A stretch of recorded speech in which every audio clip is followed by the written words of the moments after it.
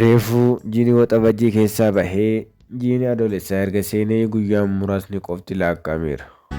Warroonni barnootaaf maatii isaanii biraa gara magaalaatti deemanii baratanii fi isaan yuunivarsiitii deemanis barnoota xumuramnaan maatii isaanii kan yeroo dheeraaf osoo hin argin, keessattuu ijoollee yuunivarsiitii maatii isaanii osoo hin argin turan gara maatii isaanii deemuuf boorsaa isaanii mimmiidhaafataa jiran. Barattoonni shamarranii laafina qalbii isaanii irraa kan ka'e osoo boorsaa isaanii keessaa waraqaa saartifikeetii barnoota isaanii kan waggaa dheeraa itti xaaran sanas keessaa fudhatanii jiraatanillee deebitee hin ilaallattu.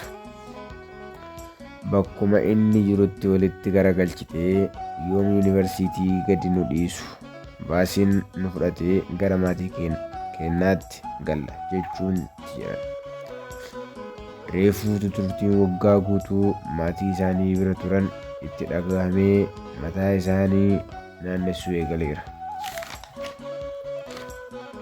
Haalli barattoota sadarkaa lammaffaa kanaan addanatti hin fakkaatu. Garuu wanti adda isaan godhu yoo jiraate manneen barnoota isaan itti baratan kan magaalaa isaaniitti dhiyoo jiru waan ta'eef torbaan keessatti si'a 2 maatii isaaniitiin wal argu. Garuu kun ijoollee maatiin isaanii godina biraa irraa gara godina biraatti sababa filannoo mana barnootaatiif dhufaniif yaachisaadha.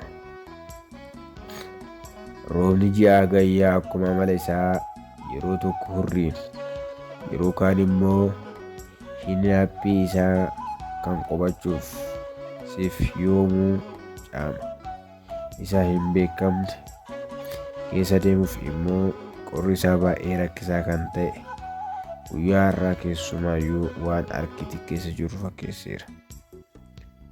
Magaalaan Kofalee keessattuu akkuma Oromoon duruu areertaa kan waabee gubbaa bultee jedhu yeroo biraatu qorriti har'a immoo argite yoo jenne rakkoo tokkollee hin qabu natti fakkaata. Garuu si ajaa'iba. Akkuma manni gubate jennaan nuti duruu itti beekna jette Eeleen.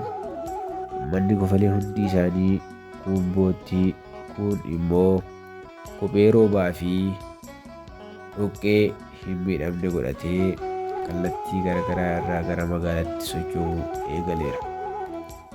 Barattoonni harki caalaan isaanii gara baadiyyaatti deemaniiru. Muraasni isaanii immoo isaan firoottan isaanii biraa gara magaalaa adda addaatti deemaniiru.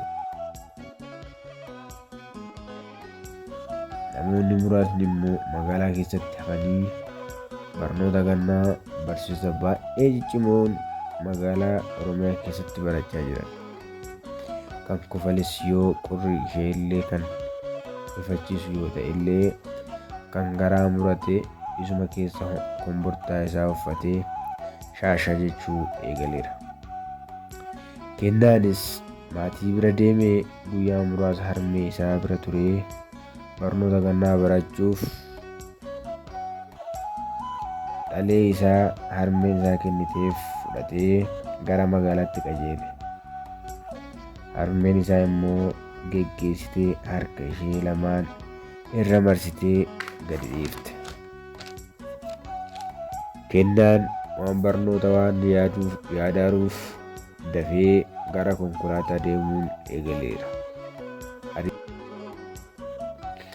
Harmeen isaa immoo garaan dhalaa biraa deemuu dinnaan of duuba ilaallataa yeroo mara isa mil'atti. Innis dhalatama naannoo magaalaa Kofalee waan ta'eef qorri guyyaa har'aa kun waan isa gammachiise wayii itti fakkaata. Akkuma inni mooraa kireeffatee galuu keessaa gadi baheen hiriyoonni isaa tokko dhufee "Wow, Kennaa, atoo hin qorranne kan uffata haphii kanaan deemtu" ittiin jedhe. Innis xiqqoo itti siqee garuu keessa isaatti gubachaa "Abdii, kana keessatti guddanne miti? Osoo baadiyyaa ta'e yoo tana loon keessaa nuti siisuu jiru. Ijoollee fuulli hin qorratu nuun jedhaa." hundi isaanis kennaa ati silaa jecha ittiin nama cabsitu hin dhabdu ittiin jedha. Laalikaa ijoollee baadiyyaa guddinaan magaalaa jechuun kanaaf kutaan tokkoffaan kanumaan xumurameera kutaa lammaffaa nu eeggadha.